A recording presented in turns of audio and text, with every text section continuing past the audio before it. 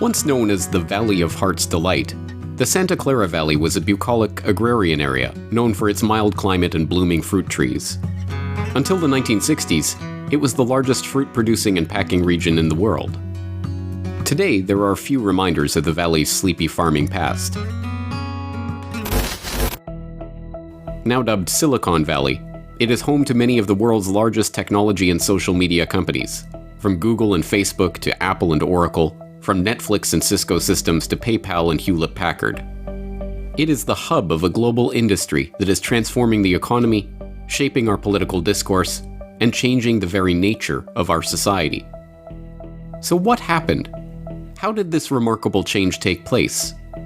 Why is Silicon Valley the epicenter of this transformation? The answer is surprisingly simple. World War II happened. The influx of high-tech research and industry to the region is the direct result of the advent of World War II and the actions of one man, Frederick Terman. Frederick was the son of Louis Terman, a pioneer of educational psychology at the Stanford Graduate School of Education. An avowed eugenicist, Louis Terman popularized IQ testing in America, helping to conduct the first mass administration of an IQ test for the U.S. Army during America's entry into the First World War. Frederick Terman attended Stanford, earning an undergraduate degree in chemistry and a master's degree in electrical engineering, before heading to MIT to earn his doctorate in electrical engineering under Vannevar Bush.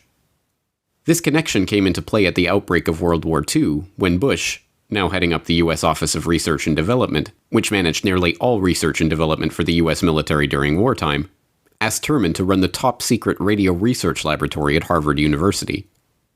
There, Terman directed 800 of the country's top researchers in the emerging field of electronic warfare.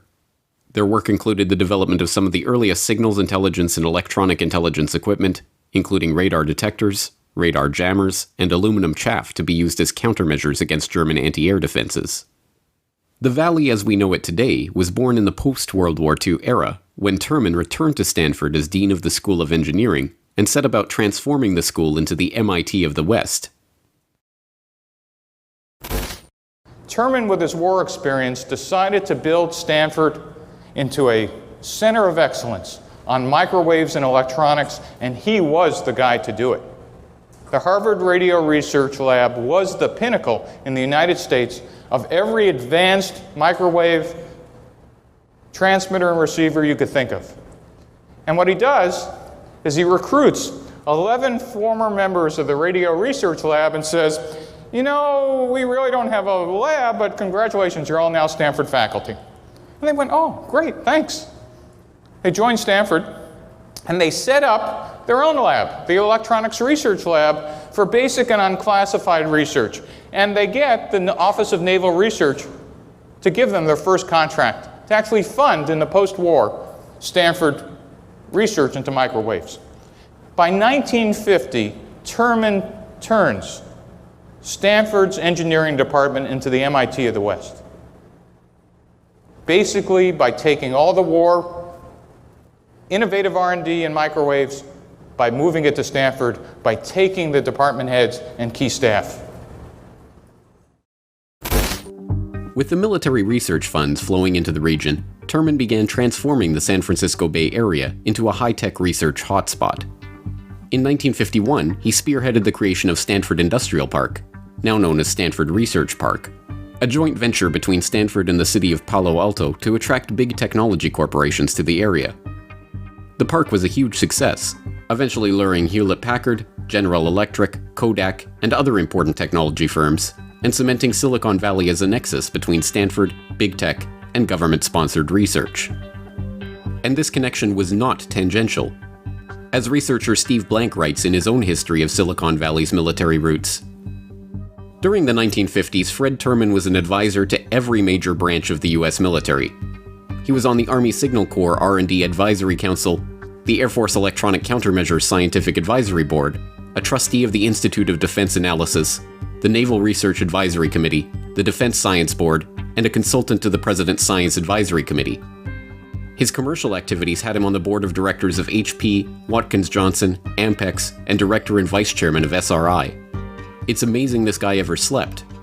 Terman was the ultimate networking machine for Stanford and its military contracts.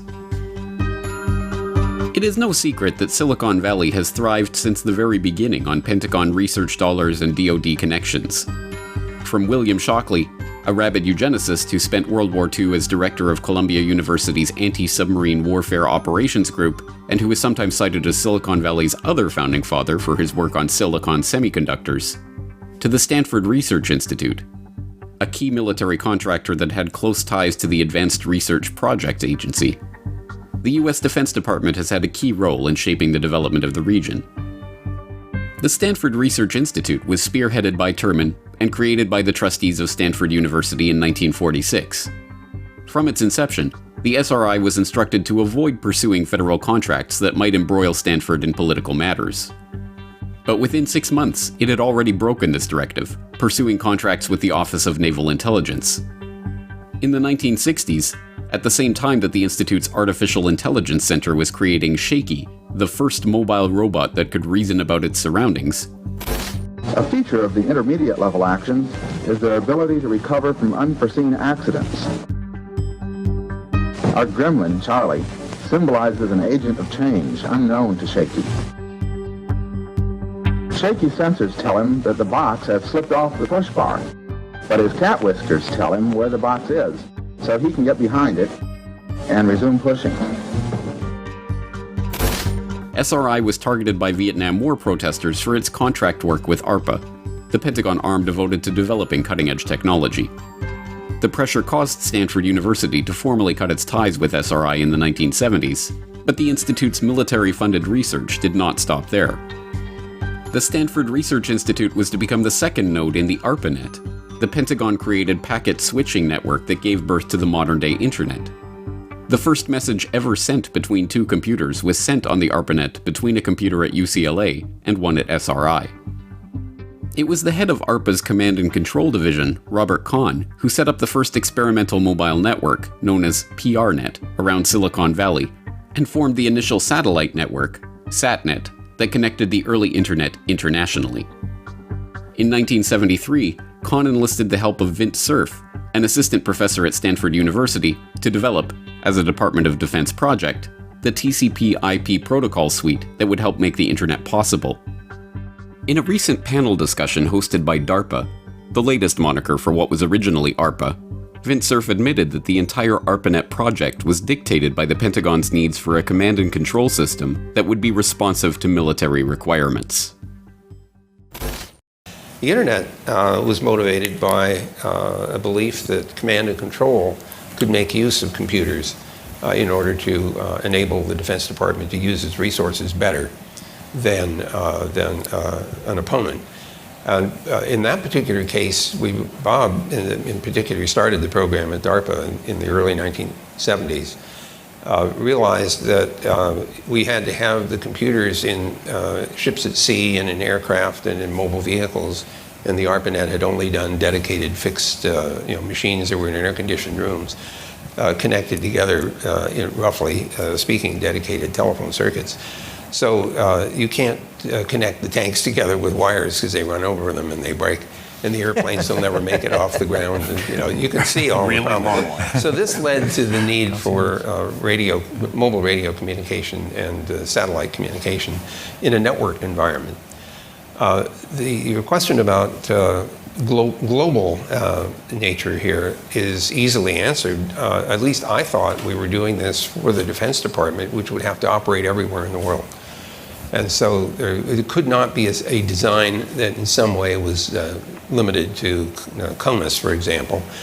And it also could not be a design that depended at all on the cooperation of other countries allocating, for example, address space.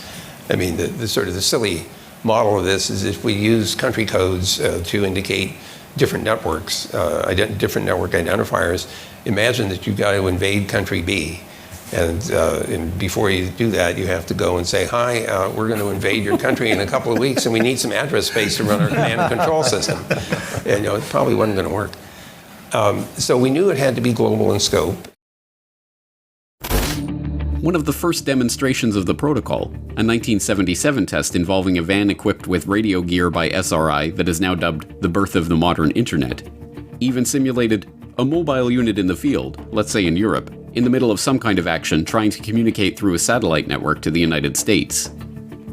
But while direct investment in this technological revolution suited the purposes of the Pentagon, the US intelligence community was pursuing other, more covert avenues for harnessing the incredible potential of Silicon Valley and its surveillance technologies.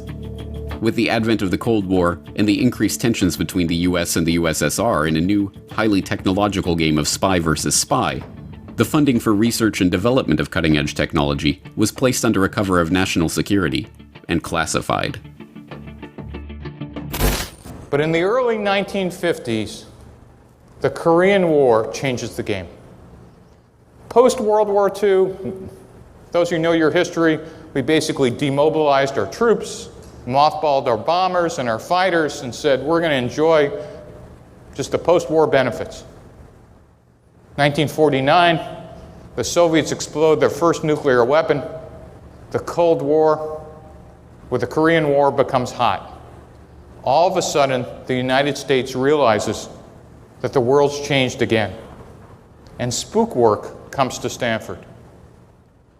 The military approaches Terman and asks him to set up the Applied Electronics Lab to do classified military programs and doubles the size of the electronics program at Stanford.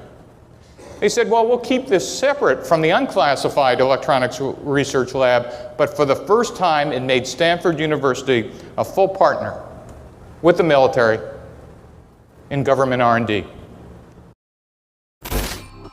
The arrival of intelligence agency investment money created a new relationship between the government and the researchers in the Valley. Rather than directly hiring the technology companies to produce the technology, consumer electronics would increasingly be regulated, directed, overseen, and infiltrated by government workers, who could then use the technology as the basis for a worldwide signals intelligence operation, directed not only at the militaries of foreign countries, but at the population of the world as a whole. Now cloaked in a shroud of national security, the government's role in the development of big tech has been largely obscured. But if you know where to look, the fingerprints of the intelligence agencies are still visible on nearly every major company and technology to emerge from Silicon Valley. Take Oracle Corporation, for instance. The third largest software corporation in the world, Oracle is famed for its eponymous database software. What many do not know is that the Oracle name itself comes from the firm's first customer, the CIA.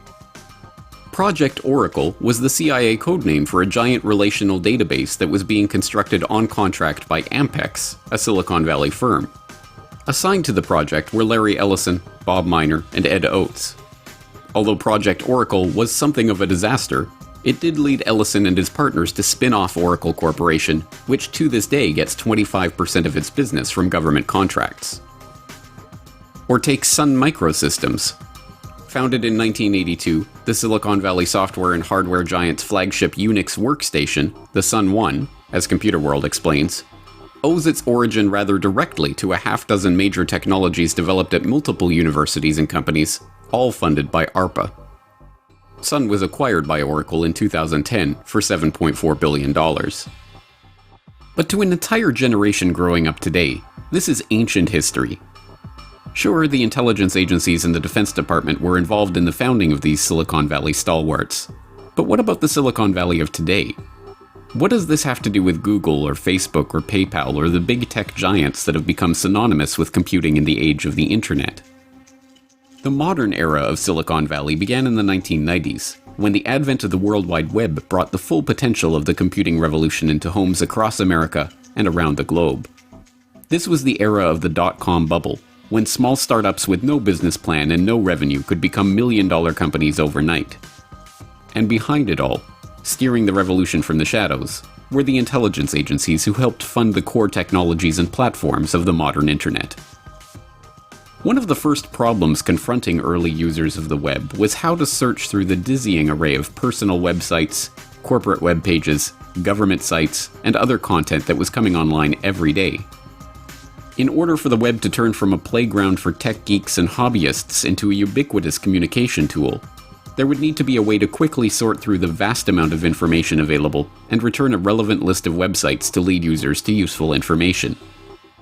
Early iterations of online search, including personally curated lists of interesting sites and primitive search engines that relied on simple keyword matching, failed to live up to the task. By happy coincidence, the problem of cataloging, indexing, sorting, and querying vast troves of information was one that the intelligence agencies were also working on. As the masses of data flowing through the internet gave rise to the era of big data, the NSA, the CIA, and other members of the US intelligence community recruited the best and the brightest young minds in the country to help them store, search, and analyze this information, and those searching for it. And, as usual, they turned to Stanford University and the Silicon Valley whiz kids for help. Google, as the now familiar story goes, started out as a research project of Larry Page and Sergey Brin, two graduate students at Stanford University. Unsurprisingly, one does not have to dig very deep to find the connection to the Defense Department. DARPA, the current name of the oft-rebranded ARPA, was one of the 7 military, civilian, and law enforcement sponsors of the Stanford Digital Libraries project, which helped fund Page and Brin's research. DARPA was even thanked by name in the white paper where the idea for Google was first laid out: the anatomy of a large-scale hypertextual web search engine. Less well known is the massive digital data systems project spearheaded by the US intelligence community and funded through unclassified agencies like the National Science Foundation. As an email introducing the project to researchers at major US universities in 1993 explains, it was designed to help the intelligence agencies take a proactive role in stimulating research in the efficient management of massive databases and ensuring that intelligence community requirements can be incorporated or adapted into commercial products. As Jeff Nesbitt, former Director of Legislative and Public Affairs for the National Science Foundation, detailed in a revealing 2017 article for QZ.com on Google's true origin, the research arms of the CIA and NSA hoped that the best computer science minds in academia could identify what they called birds of a feather. Just as geese fly together in large V-shapes, or flocks of sparrows make sudden movements together in harmony, they predicted that like-minded groups of humans would move together online. Their research aim was to track digital fingerprints inside the rapidly expanding global information network, which was then known as the World Wide Web. Could an entire world of digital information be organized so that the requests humans made inside such a network be tracked and sorted? Could their queries be linked and ranked in order of importance? Could birds of a feather be identified inside this sea of information so that communities and groups could be tracked in an organized way? The project dispersed more than a dozen grants of several $1 million each to help realize this goal of tracking, sorting, and mining online behavior in order to identify and categorize communities and track groups in real life. And one of the first recipients of this grant money? Sergey Brin's team at Stanford and their research into search query optimization. From its very founding and continuing right through to the present day, Google has maintained close ties to America's intelligence, military, and law enforcement apparatuses. As with all matters of so-called national security, however, we only get a window into that relationship from the public and declassified record of contracts and agreements that the tech giant has left in its wake. In 2003, Google signed a $2.1 million contract with the National Security Agency, the US intelligence community's shadowy surveillance arm that is responsible for collecting, storing, and analyzing signals intelligence in foreign intelligence and counterintelligence operations. Google built the agency a customized search tool capable of searching 15 million documents in 24 languages.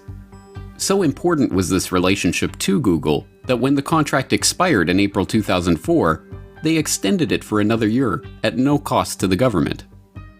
In 2005, it was revealed that In-Q-Tel, the CIA's venture capital arm and itself the perfect encapsulation of the intelligence agency's relationship with Silicon Valley, had sold over 5,000 shares of Google stock. It is not exactly clear how the CIA's venture capital firm ended up with 5,000 shares of Google stock, but it is believed to have come when Google bought out Keyhole Inc., the developer of the software that later became Google Earth. The company's name, Keyhole, is a none-too-subtle reference to the Keyhole class of reconnaissance satellites that the US intelligence agencies have been using for decades to commit 3D imaging and mapping analysis.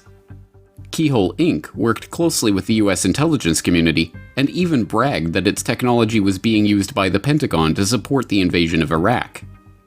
To this day, the CIA itself describes Google Earth as CIA-assisted technology on its own page dedicated to CIA's impact on technology. In 2010, details of a formal NSA-Google relationship began to emerge, but both parties refused to divulge any further information about the relationship. Subsequent reporting suggested that Google had agreed to provide information about traffic on its networks in exchange for intelligence from the NSA about what it knew of foreign hackers. More details emerged from a Freedom of Information Act request in 2014, which revealed that Sergey Brin and Eric Schmidt were not only on a first-name basis with then NSA Chief General Keith Alexander, but that Google was part of a secretive government initiative known as the Enduring Security Framework, and that this initiative involved Silicon Valley partnering with the Pentagon and the US intelligence community to share information at network speed. The Enduring Security Freedom Initiative is just one window into how big tech can reap big dollars from their relationship with the NSA. In 2013, it emerged that the participants in the PRISM program, the illegal surveillance program which allowed the NSA backdoor access to all information and user data of all the big tech companies, were reimbursed for the program's expenses by a shadowy arm of the agency known as Special Source Operations. The entire process reportedly costed PRISM participants millions of dollars to implement each successful extension, and those costs, according to U.S. documents, were covered by an arm of the NSA known as Special Source Operations. According to the Guardian newspaper, NSA whistleblower Edward Snowden has described Special Source Operations as the crown jewel of the agency that handles all surveillance programs that rely on corporate partnership with telecoms and internet providers to access communication data. Now, this revelation is being considered evidence that a financial relationship between tech companies and the NSA has existed. And as the Guardian newspaper put it, the disclosure that taxpayers' money was used to cover the company's compliance costs raises new questions surrounding the relationship between Silicon Valley and the NSA. The PRISM program itself proves that the military and intelligence agency ties to modern-day Silicon Valley do not end with Google. In fact, every one of the Silicon Valley stalwarts that dominate the web today have similar ties to the shadowy world of spooks and spies. In June 2003, the Information Processing Techniques Office, the information technology wing of DARPA that had overseen the original ARPANET project in the 1960s, quietly posted a broad agency announcement to its website to request proposals for an ambitious new project. Labeled BAA number 03-30, this Proposer Information Pamphlet requested proposals from developers to build an ontology-based subsystem called LifeLog that captures, stores, and makes accessible the flow of one person's experience in and interactions with the world. The idea, which seemed somewhat fantastic in 2003, was that users of LifeLog would wear a device that would capture and record all of their transactions and interactions, physical movements, email and phone calls, and a variety of other information. The LifeLog would be presented to users as a standalone system to serve as a powerful automated multimedia diary and scrapbook, but, as the announcement goes on to reveal, the data collected would be used to help DARPA create a new class of truly cognitive systems that can reason in a variety of ways.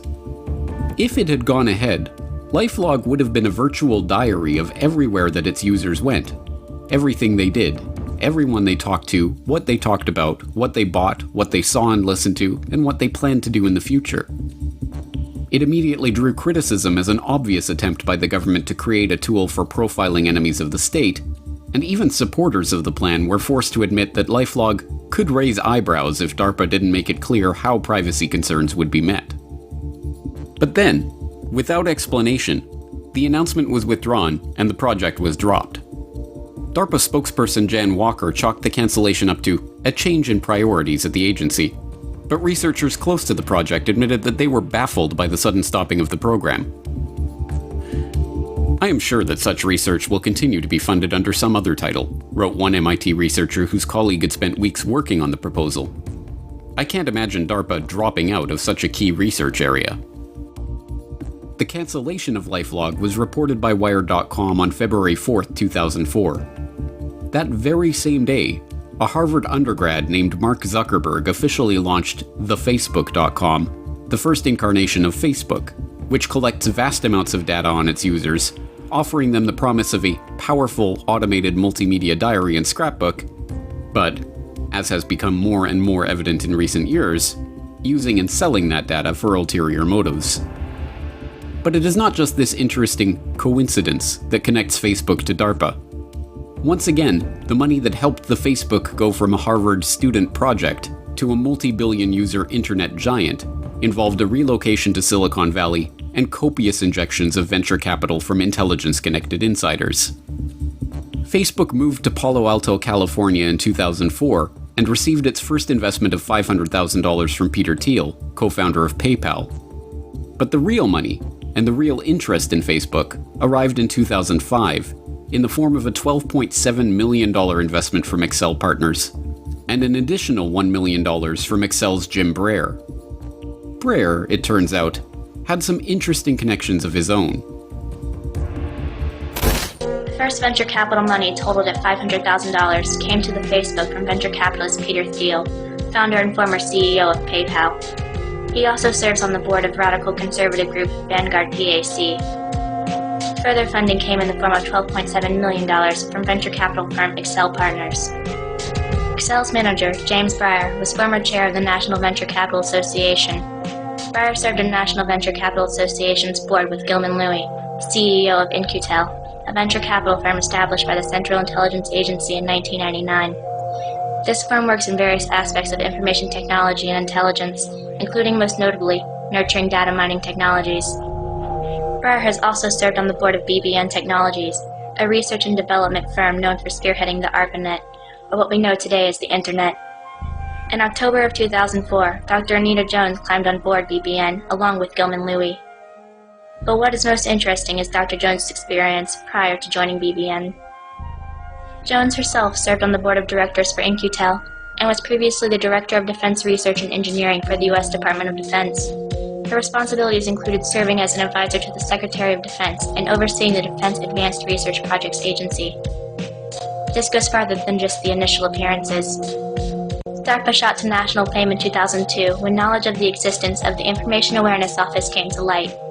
The IAO stated its mission was to gather as much information as possible about everyone in a centralized location for easy perusal by the United States government, including though not limited to internet activity, credit card purchase history, airline ticket purchases, car rentals, medical records, educational transcripts, driver's licenses, utility bills, tax returns, and any other available data. It should come as no surprise, then, that the ex-director of DARPA, Regina Dugan, was hired by Google in 2012 to head its Advanced Technology and Projects group, and that she was then hired by Facebook in 2016 to head their Building 8 research group, focusing on experimental technologies like brain sensors and artificial intelligence.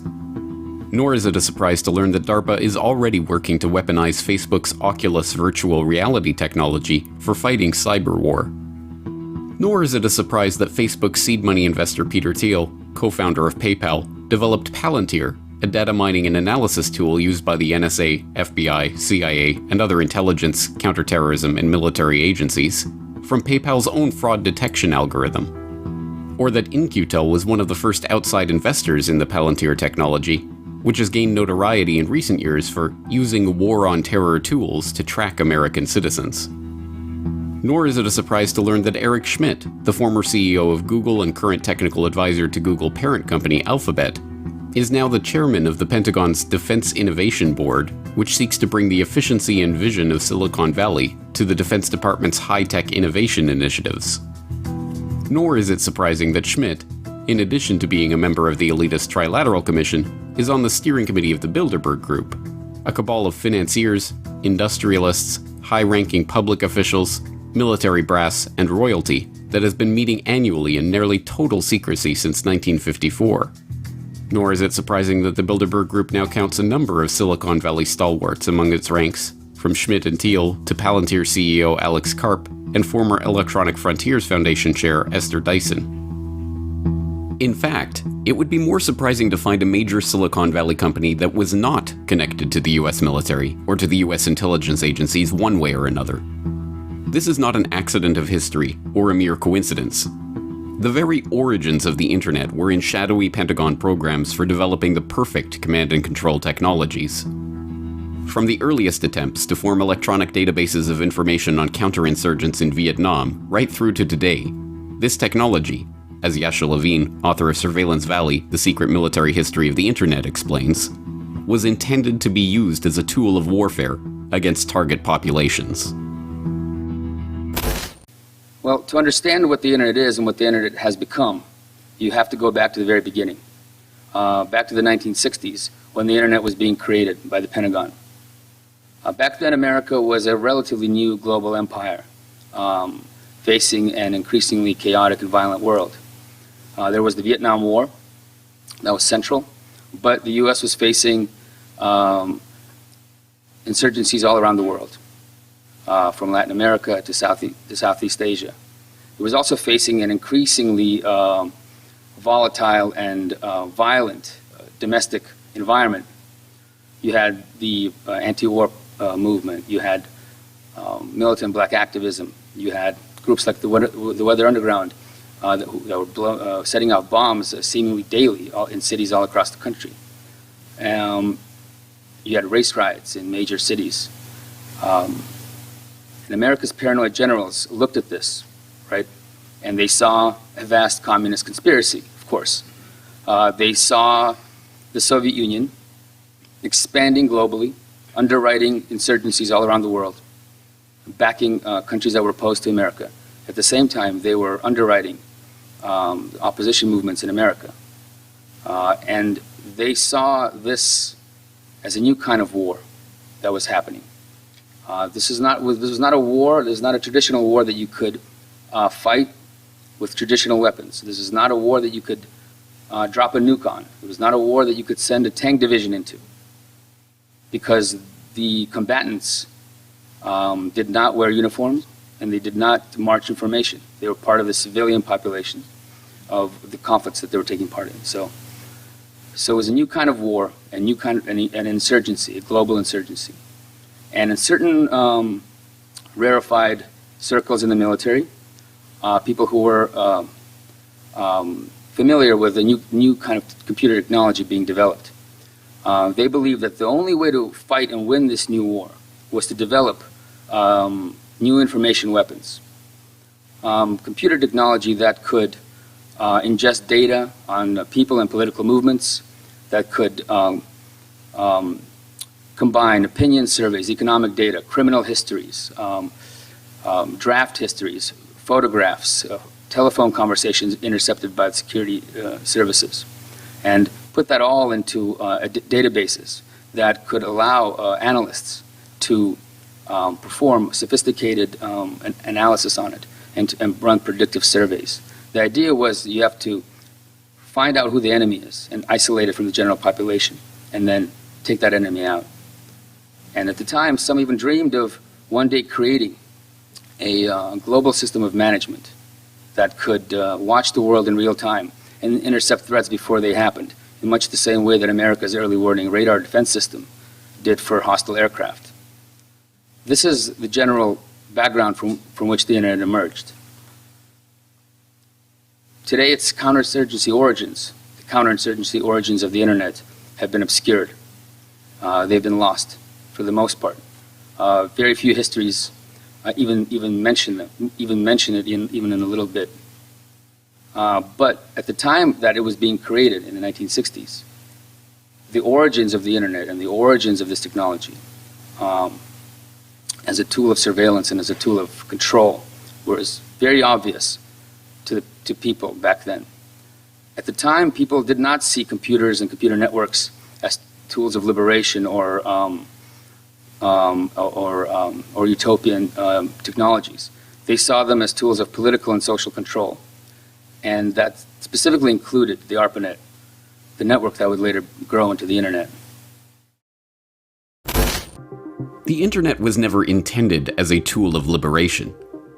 It was, from its very inception, intended to be a tool for tracking, surveilling, and ultimately controlling a target population. And in the volatile environment of the 1960s, that target population quickly morphed from the Viet Cong counterinsurgents into the American public itself, and anyone else who could pose a threat to the Pentagon's ambitions at home or abroad. Seen in the light of this history, recent developments on the internet make more sense. Silicon Valley did not spring out of the California soil by itself. It was carefully seeded there by the military and intelligence agencies that require this technology to fight the information warfare of the 21st century. The Department of Defense did not announce in 2003 that they were going to fight the net as if it were an enemy weapons system because they were afraid the internet could be weaponized by their enemies. They knew it was already a weapon because they themselves had weaponized it. The US government is not afraid of the Russians and their ability to undermine American democracy by purchasing thousands of dollars of advertising on Facebook.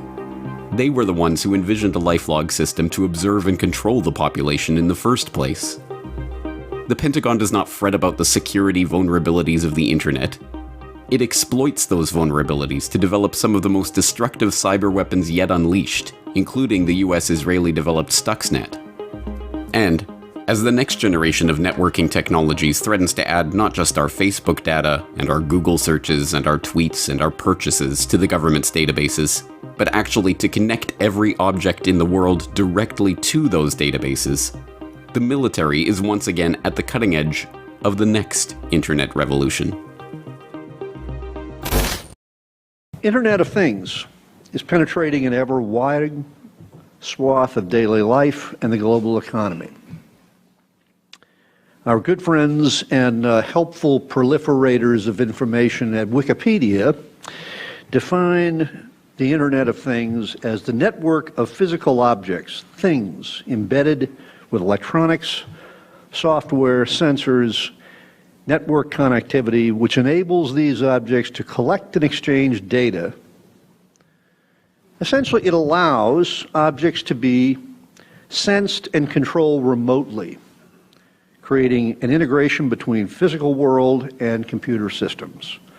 Think smart grid, energy systems related to each other to maximize efficiency, and all tied to that objective. Internet of Things is transforming modern business, leveraging embedded sensors, connectivity, digital analytics, and the automation to deliver greater efficiency and effectiveness on a wide range of market fronts.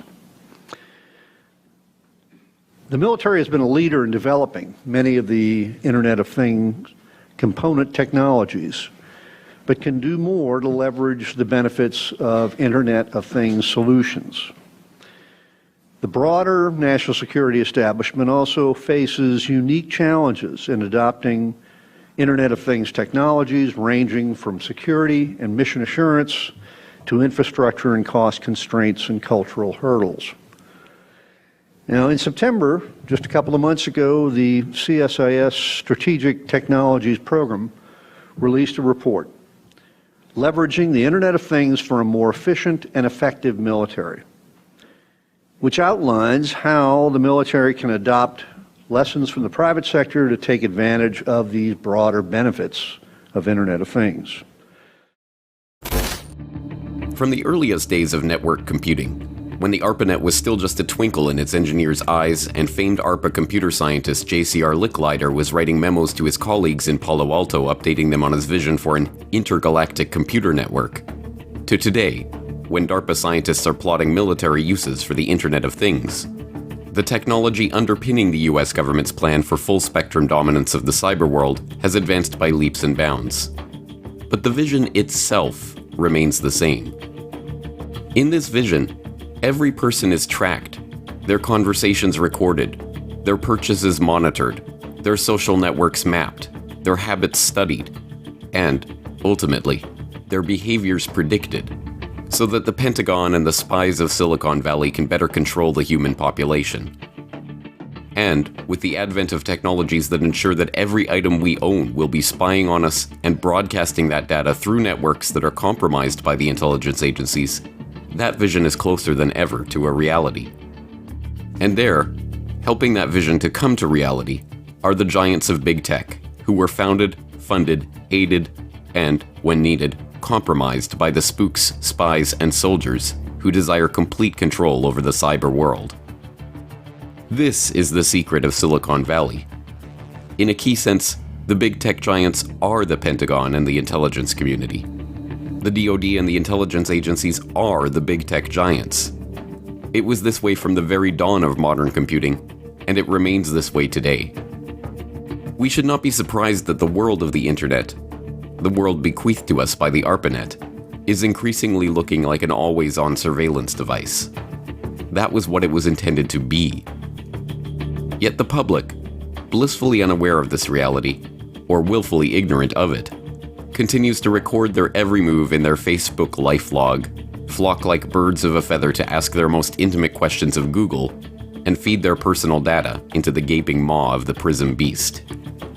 It may be too late to pull back from the brink of this always-on, always-surveilled, wireless networked precipice. But until we look squarely at the facts showing that big tech is a front for the US government, we will never hope to escape the silicon trap that they have laid for us.